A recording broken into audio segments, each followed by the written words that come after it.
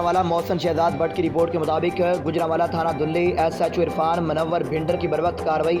शाहीनाबाद के करीब 11 साल बच्चे से 4 अफराद की मुबैना इज्तिमाई ज्यादती। मुलजमान बच्चे को चीज दिलवाने के बहाने वर्गला कर घर में ले गए और इज्तिमाई ज्यादती का निशाना बना डाला। शहजाद नामी बच्चे का अस्पताल से मेडिकल करवा लिया गया। थाना दुल्ली SHO इरफान मनव्वर भिंडर ने बच्चे की वालिद की मदईयत में फौरी वाक़े का मुकदमा दर्ज कर लिया। वाक़े में मुलव्वस 4 मुलजमान को गिरफ्तार कर लिया गया। गिरफ्तार मुलजमान का ताल्लुक डेरा गाजी खान के रहायशी है। शाहीनाबाद में मकान किराया पर ले रखा था।